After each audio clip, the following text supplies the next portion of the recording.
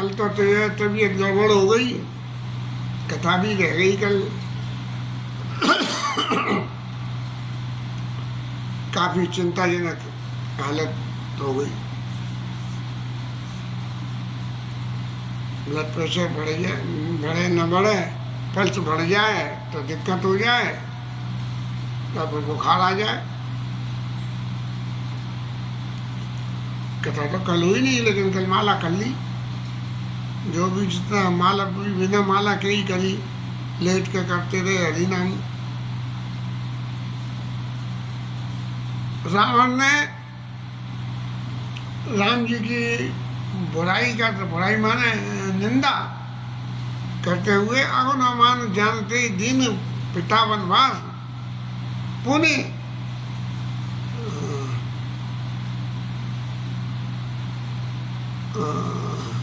सो दोकार जुवती विरह पुण्य निज दिन मुमताज। ऐसा जो है कि पत्नी चली गई है, इसका तकलीफ है, और मेरे डर के मारे जो है वो वैसे ही डरपोक धरे हुए हैं, और पिताजी ने उन्हें वहाँ से भगा दिया है, राज्य से भगा दिया है, वनवास दे दिया है, क्योंकि उनका कोई गुण ही नहीं है। जब इस तरह से रावण ने निंदा करी भगवान की, तब फिर जाके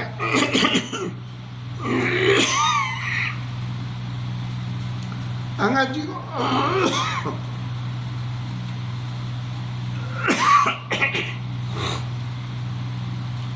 अंगद जी को जाके ये बर्दाश्त नहीं हुआ। और रामायण में लिखा है कि हरि हर निंदा सुनई यो काना होई पाप गो घात समाना।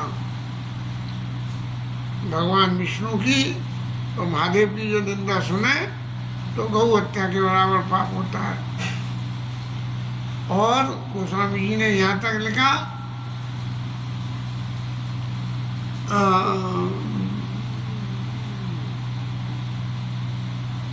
गोस्वामी जी ने यहाँ तक लिखा कि जहाँ संबुत संत श्रीपति अपवादा सुनिए तहाँ तहाँ असमर्यादा। पार्वती मैया के केस में जब पार्वती मैया पिता के यहाँ यज्ञ में गई तो लोगों ने भत्सना करी उनकी कि वो तो उनमें इतने दुर्गुण हैं। तब वहाँ गोस्वामी ने लिखा कि संबुत संत श्रीपति अपवादा सुनिए तहाँ जहाँ असमर्यादा। काटिए तासु जीव जो बसाई सबन मुद न तो चलिए पराई। बस चले तो जीव काट लो, और नहीं तो कानों में उंगली डाल के वहाँ से चले आओ।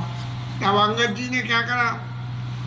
अंगद जी ने कहा कि अच्छा अगर तू ऐसा ही कहता है कि उनमें कोई बल नहीं है तो तू पहले उनके दूध के बलि देख ले। और उनके दूध के बल देखने को उन्होंने अपना पैर गाड़ दिया, बोले मेरा पैर यहाँ से कोई हिला दे तो फिर ही राम सीता में आ रही।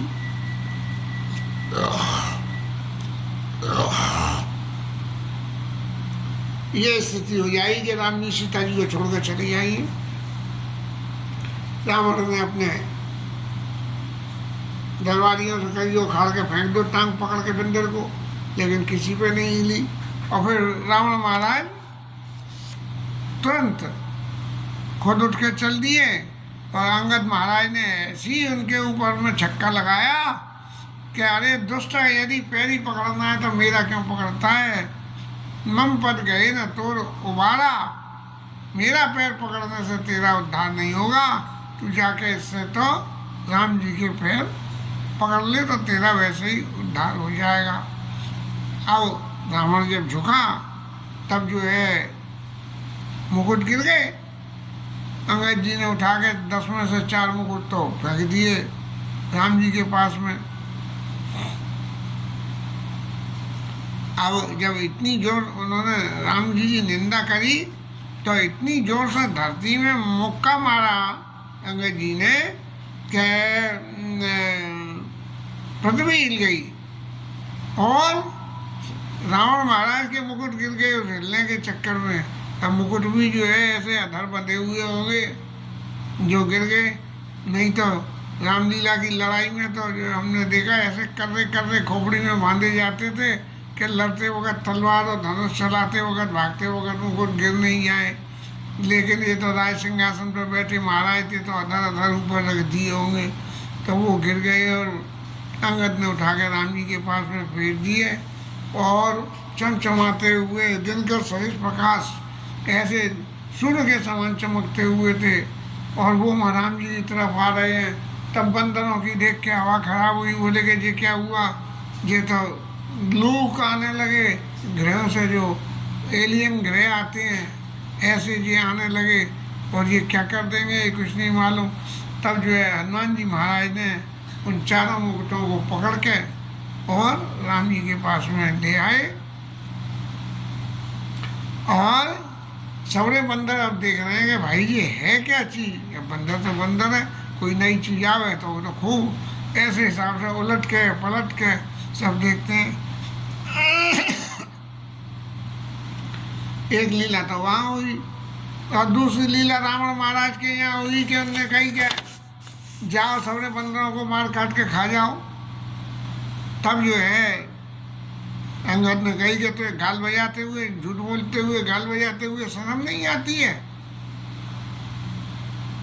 कि ये जब तूने ये देख लिया कि तेरे मुकुट तक गिर गए और यहाँ से उठ के चले गए, तब भी तेरे को कोई जो है मन में शर्म नहीं है। इस तरह से अंगद जी महाराज रावण को बहुत भली बुरी कहते रहे, और पार नहीं गली किसी भी तरह से। रावण महाराज ने मानी नहीं। तब जो है रिपु दल धरसी रसी कपि और बाल तनय बल पुंज पुलक शरीर नैन जल गए राम पद कंज। राम जी के चरणों में जाके अंगद जी महाराज बैठ गए। अब मंदोदरी को जब ये सभी कथा पता लगी कैसे ऐसे इतना इतना उद्यम हो गया आज तो राज दरबार में, या ऐसा कहें कि पहले तो राज दरबार में बैठ जाती थी पीछे की तरफ जाके पर्दा लगा के जनाने। तब जो है रावण को उन्होंने समझाया कि रावण महाराज आप समझो कि तुम्हारा और उनका कोई मेल नहीं है, और तुम किसी भी तरह से उनसे जीत नहीं सकते हो। तुम्हें रघुपति अंतर केता कल खद्यो तो दिन करें जैसा, जैसे वो जुगनू और सूरज में जो फर्क होता है वो फर्क है। और फिर समझाते हुए कि देखो एक बात समझो, तुम्हारे यहाँ दो बंदर आए, एक हनुमान आए और एक अंगद आए, और उनकी सभी लीला तुमने देख ली। तो जिसके दूत इतने बली हैं वो खुद कितना बली होगा, ये आप मन में तो समझो।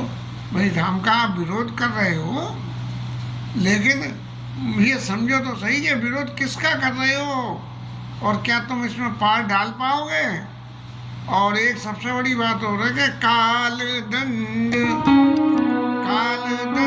गई काऊ न मारा हरई धर्म बल बुद्धि विचारा।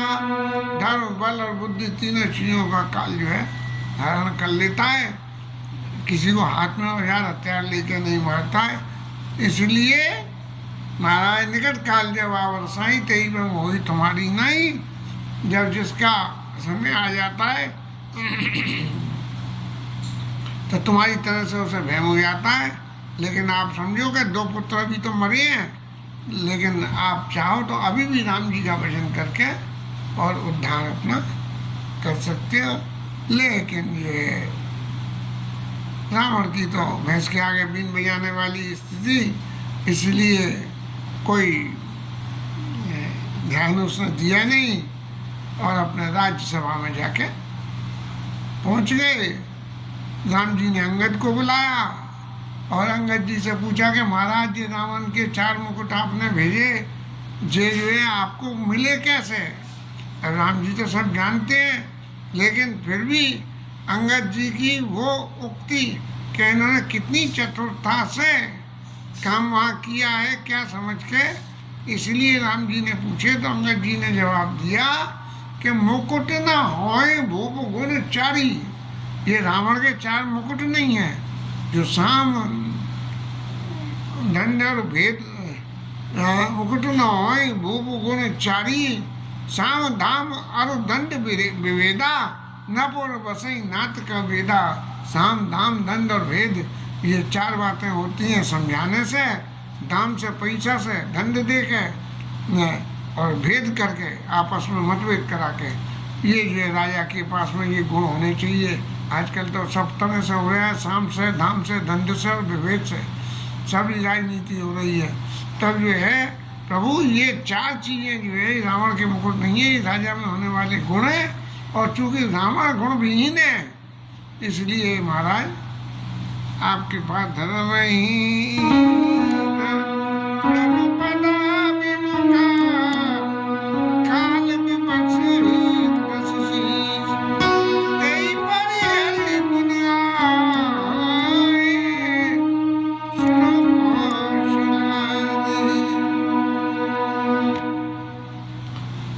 इसलिए जो है ये 4 गुण जो है वो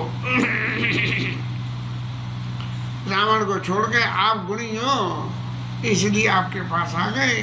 राम जी महाराज बहुत प्रसन्न हुए और फिर ये हुआ कि देखो अब तो युद्ध की शुरुआत करी जाए, जैसे अभी ये पाकिस्तान की 9 तारीख को हुई थी, ऐसे युद्ध की शुरुआत करी जाए।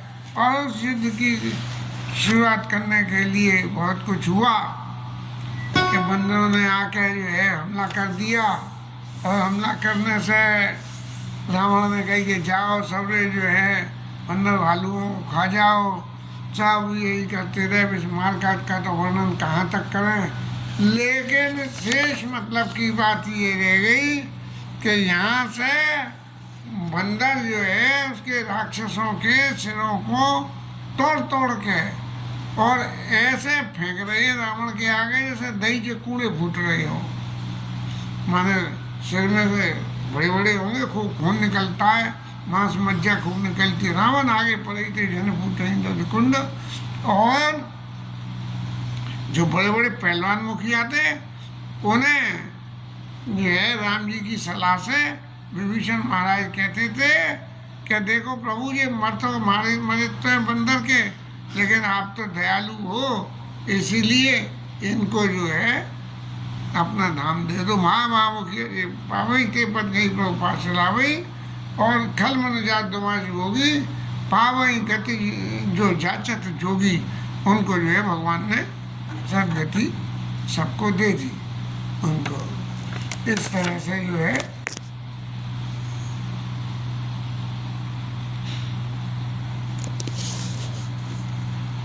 इस तरह से ये लड़ाई चल रही है। और पहले दिन की लड़ाई में नतीजा ये हुआ कि आधा कटक कपिन संघारा। पहले दिन की लड़ाई में आधा जो है कटक खत्म कर दिया राक्षसों का बंदरों ने एक ही दिन में। अब रावण महाराज फिर कर रहे हैं सलाह मशविरा, बराबर बराबर हो रही है सलाह मशविरा इस बात के लिए कि भाई ये कैसे लड़ाई लड़ी जाए। तब जो है रावण को फिर समझाया कि देखो रावण महाराज हिरण्याक्ष व्याता सहित मधुकैटभ बलवान जय मारे सोई अवतरे कृपा सिंधु भगवान। अरे रावण महाराज समझो तो सही कि जिसने जो है मधुकैटभ और हिरण्याक्ष को मार दिया वही अब पैदा होके आ गए हैं, इसलिए उनसे विरोध मत करो। लेकिन जो है रावण महाराज कहाँ मानने वाले थे। तब जो है फिर दोबारा जो है लड़ाई सुनी और फिर मेघनाथ को भेजा गया कि तुम महाराज जाओ और जाके और बंदरों को जो है चूरन चटनी बना दो। तब जो है मेघनाथ वहाँ गए हैं और उनकी भी दूर दक्षिणा कर दी गई। और फिर जो है जब दूर दक्षिणा हो गई तो उन्होंने कही कि आप ये प्रत्यक्ष से तो लड़ाई होगी नहीं, तो माया करो। उनको जो है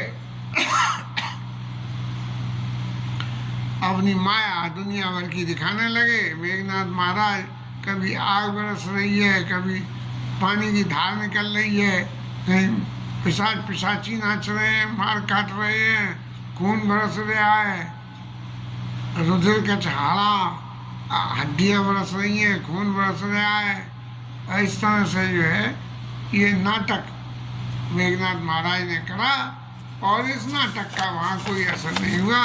तब जो है भगवान ने एक बार में उसकी सौरी माया काट दी और माया काट के ऐसा हमला करा कि रावण को बिल्कुल मरासु अवस्था में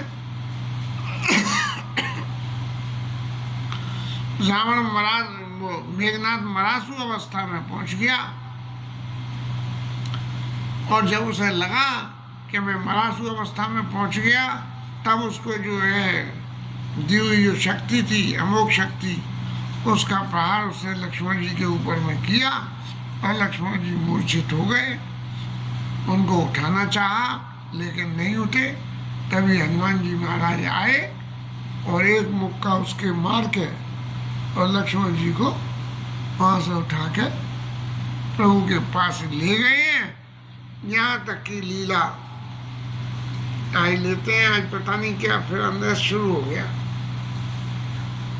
ये जो है ले गए हैं, इसके आगे की लीला कल लेंगे।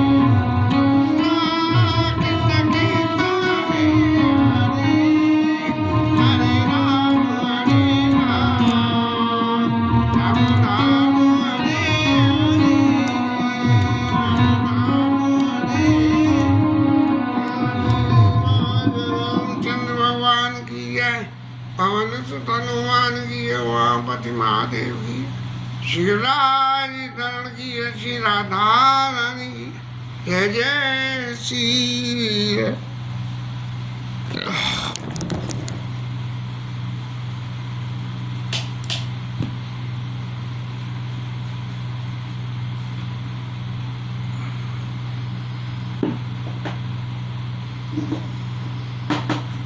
Thank you.